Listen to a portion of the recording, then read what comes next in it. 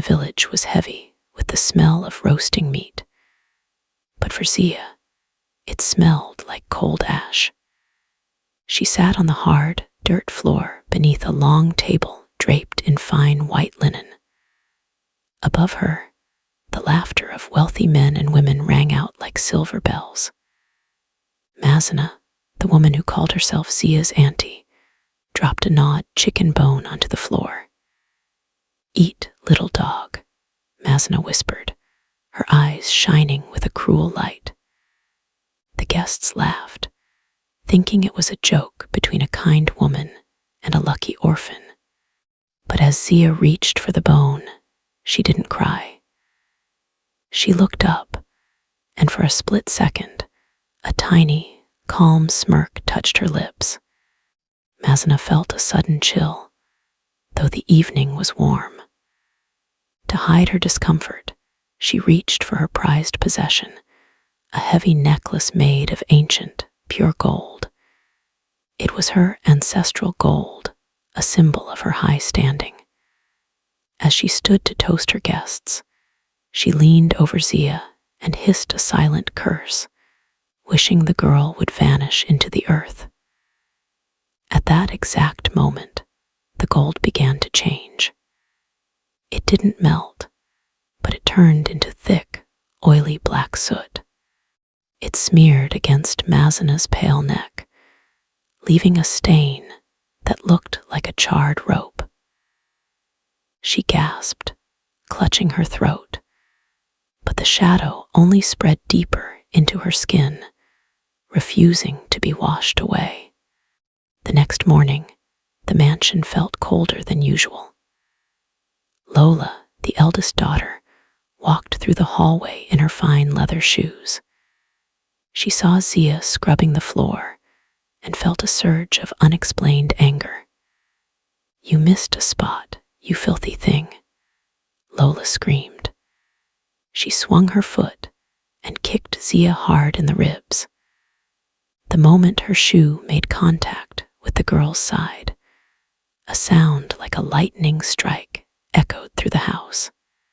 A massive, jagged crack split the floor right under Lola's feet and raced up the walls of her bedroom. Zia simply bowed her head low, her voice a soft, steady whisper. "The house hears you, sister. It hears everything you do." While Mazina and Lola spent the afternoon screaming at the servants, the younger daughter, Muna, stayed quiet. She was different from her mother. She had eyes that saw the sadness in the corners of the room. Late that night, when the house was finally still, Muna crept into the kitchen. She found Zia shivering near the dying embers of the stove. Muna reached under her shawl and pulled out a bowl of warm, thick soup she had hidden. "Eat this, Zia," she whispered softly. As their fingers touched, a miracle happened. The freezing, drafty kitchen suddenly felt as warm as a summer afternoon. Muna gasped, feeling a strange, peaceful strength flowing into her own tired bones. By the third day, a strange hunger began to haunt Mazina. She ordered the cook to prepare a lavish breakfast of honeyed porridge and fried plantains. But as she sat down to eat, something went wrong. Every time she lifted a spoonful to her mouth, the golden porridge transformed. Before it touched her lips, it became bitter, dry ash that choked her. She coughed and spat, her face turning red with fury. She looked across the room at Zia, who was sitting in the shadows. Zia was lifting a cracked bowl of plain, clear water to her mouth. To Mazina's horror, Zia drank it with a look of pure, sweet delight, as if it were nectar. Mazina decided she needed to remind the village of her wealth to feel powerful again. She gathered her finest silks and headed to the market, forcing Zia to carry heavy bundles behind her. "Look at these fabrics," Mazna boasted to a crowd of rich traders. "They are the finest in the land." But as she unfurled a roll of shimmering blue silk, the crowd gasped in disgust.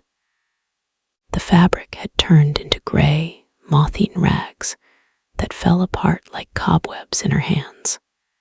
The traders began to mock her, laughing at the great widow and her trash. Behind her, Zia stood perfectly still, her dark eyes sparkling with a secret, hidden joy. The news of Mazana's bad luck spread, but she ignored it when a wealthy prince announced he would visit. She saw this as the perfect chance to marry off Lola. She forced Zia to wear a rough, dirty sackcloth and serve the drinks. "Keep your head down, ghost girl," Lola hissed, painting her face with expensive powders. When the prince arrived, he sat on the carved wooden throne in the parlor.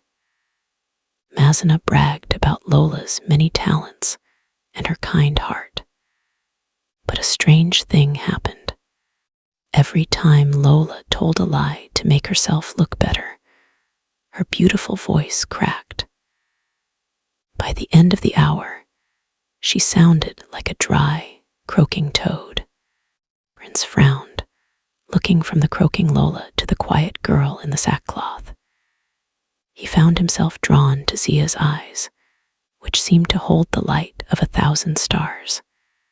Seeing his gaze, Lola flew into a jealous rage. She stood up and swung her hand to slap Zia across the face in front of the royal guest. But her hand never landed. It stopped 2 inches from Zia's cheek, frozen in midair by an invisible, solid force.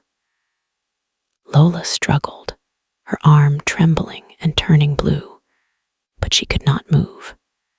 Zia leaned in close, her breath warm against Lola's ear.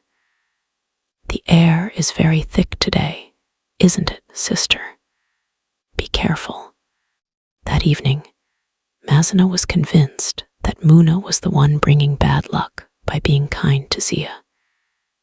In a fit of temper, she dragged Muna to the dark, damp cellar and locked the heavy iron door.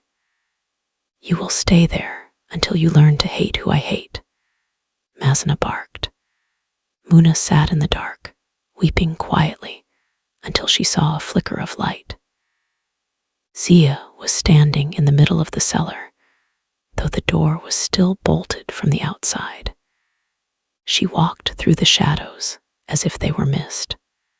In her hands, she carried a golden tray filled with fruits and bread that smelled like a royal garden.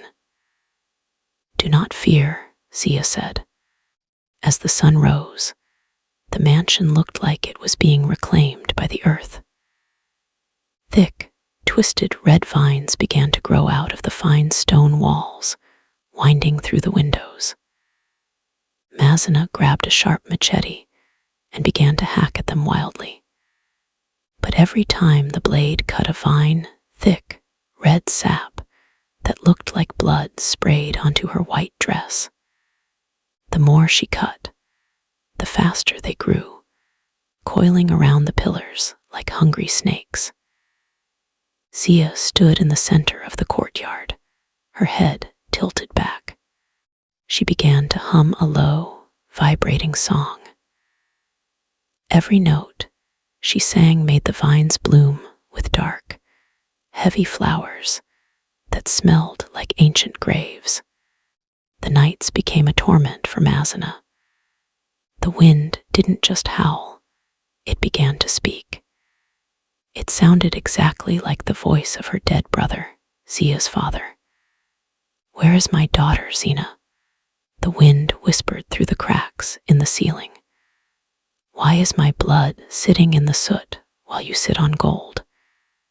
Mazana covered her ears and ordered the servants to play loud drums and flutes to drown out the sound. But the music only twisted into the same haunting question.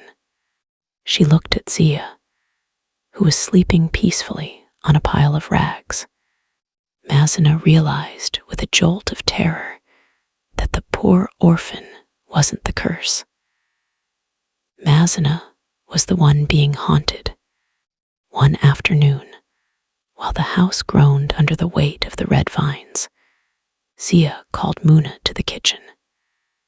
She reached into her pocket and pulled out a small, glowing seed that looked like a drop of captured sunlight. "Take this, Muna," Zia said, pressing it into her cousin's palm. "When the stones of this house start to scream and the floor turns to mud, plant this in the earth." Muna looked at the seed, feeling a strange power vibrating against her skin. "But what will happen to you, Zia? Will you stay in the ruins?" Zia only smiled, a look of ancient wisdom in her eyes. "I am only a mirror, Muna. I go where the light goes." Lola, watching from the stairs, saw the glowing seed and felt a surge of greed. She waited until Zia was out in the garden and Muna was asleep. Lola crept into the room and stole Zia's only toy, a small wooden doll carved by her father. "If the brat has magic, it must be in this," Lola laughed, clutching the doll to her chest. She fell asleep dreaming of beauty and power. But the next morning, a scream tore through the mansion. Lola looked in her silver mirror and collapsed. Her long, beautiful hair had fallen out completely overnight. Her head was as smooth and cold as a river stone, and no wig would stay on her scalp. A blind village elder, known for his ability to smell the truth, came to the mansion's gate. Mazina ran to him, offering him gold to cleanse her home. The elder stopped at the entrance and refused to take a single step further. He tapped his cane and shook his head. "I cannot enter," he said, his voice echoing. "There is a queen sitting in your kitchen and a beggar sitting on your throne. The hearth is angry, woman." Enraged, Mazina picked up a heavy stone to throw at the old man. But as the stone left her hand, it transformed into a bright blue butterfly and fluttered harmlessly into the trees above. Mazina was now truly desperate. She believed that if Zia died, the curse would die with her. At midnight, she dragged Zia to the edge of the great black river that ran behind the village. The water was deep and moved with a hungry roar. "You have ruined my life, you little witch," Mazina screamed, putting all her strength into a shove. Zia tumbled into the dark water and disappeared beneath the waves. Mazina stood on the bank, panting and laughing with relief. But her laughter died in her throat. Zia didn't sink. She rose out of the water, standing on the surface as if it were solid glass. She walked back to the shore, her clothes completely dry. Mazina fell into the mud, shaking with a terror that broke her mind. She crawled back to the mansion, finding Zia already sitting in her usual corner by the stove. For the first time, Zia didn't just smirk, she laughed out loud. It was a beautiful, terrifying sound that seemed to shake the very foundations of the house. "Why are you laughing?" Mazina shrieked, clutching her stained neck. Zia looked at her with eyes that seemed to burn with white fire. "I am not the one drowning, Auntie," Zia said, her voice echoing from the walls. "Look down at your feet. The water you tried to give me is already coming for you." The mansion began to change into a place of sensory horror. No how many servants cleaned, or how much expensive incense Mazna burned. A terrible smell began to fill the rooms. It was the thick, heavy scent of a fresh grave. Guests stopped coming, and the servants fled into the night, terrified by the shadows that moved on their own. Mazna realized with a scream that the smell wasn't coming from the walls or the floors. It was coming from her own skin and Lola's smooth, bald head. They were the source of the rot. They were the ones decaying while they were still walking and breathing in their fine silks. In a final, wicked act of survival, Mazna made a deal with a cruel debt collector from a distant village. She promised him Muna's hand in marriage in exchange for a bag of gold and a carriage to take her away. She thought she could sacrifice her younger daughter to save her own life. When the collector arrived with his iron chains, Muna cried out for mercy. Zia stood up from her pile of soot, her small frame suddenly looking taller than the ceiling. The air in the room crackled with the sound of breaking glass. The mirror soul had seen enough of Mazna's darkness. The time for the final reflection had finally arrived. Zia stepped into the center of the grand hall. As she moved, her dirty sackcloth began to dissolve, turning into a gown made of pure, blinding starlight that hurt the eyes to look upon. Her tangled hair smoothed into a crown of dark obsidian. The poor orphan was gone, replaced by a being of pure, ancient power. Her voice didn't come from her throat, it boomed from the earth itself. I was sent to this house to see if you had a single drop of a heart, Zia declared. I found only a stone. You have used your wealth to build a cage, and now the cage is complete. Mazna and Lola tried to run for the grand front doors, wanting to escape the girl of light. But as they reached the entrance, the heavy oak doors vanished, turning into solid, cold stone. They ran to the windows, but the glass turned to iron bars. Every exit they reached became a wall. They were trapped in the very luxury they had used to humiliate others. The golden statues in the hall began to melt, turning into a hot, liquid lead that pooled around their ankles. Zia stood in the middle of the chaos, her face as calm as a mountain lake. You built this prison, Auntie. I only moved in. Zia turned to Muna, who was trembling in the corner. Her voice became soft and sweet, like a mother's lullaby. Now, Muna, remember the seed. Muna reached into her pocket and pulled out the glowing drop of sunlight. She knelt and pressed it into the mud that was now bubbling up through the floorboards. Instantly, a path of glowing white lilies burst from the dirt. The flowers grew with incredible speed, creating a bridge that sliced right through the stone walls and led out into the dark forest. Go, Zia commanded gently. Follow the light and do not look back at what is falling. Your heart has saved you today. As Muna escaped, Zia turned back to her aunt and Lola. She held up her hand, and images appeared in the air, every bone thrown on the floor, every kick, every lie told to the prince.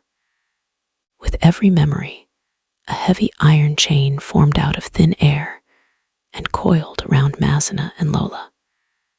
They begged for mercy, offering Zia their gold and their titles.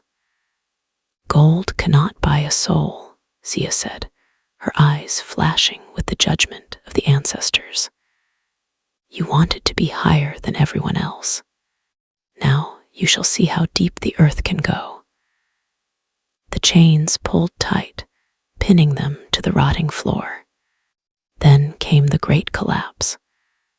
The mansion didn't catch fire. It simply began to dissolve.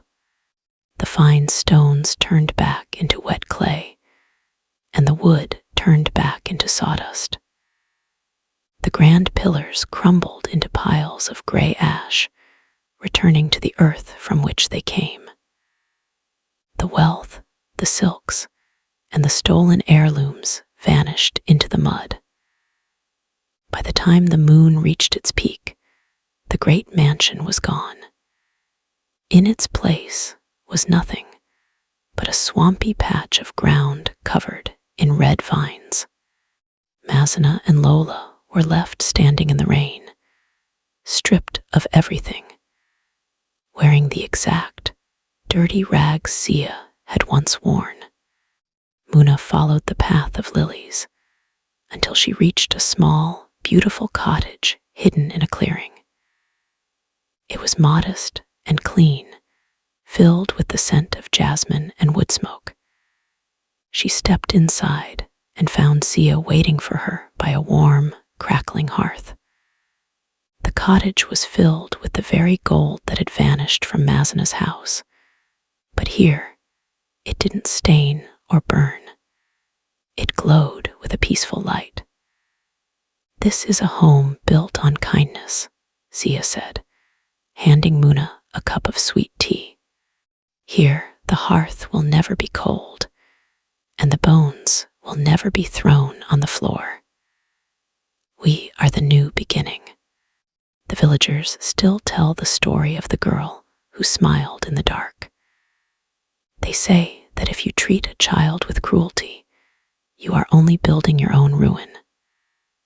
Muna lived a long life of peace and plenty, always guided by the cousin who was more than a girl. As for Mazina and Lola, they wander the roads as beggars, forced to ask for the very scraps they once refused to give. Check your heart today, my children, for you never know if the orphan in your kitchen is actually the queen of your destiny.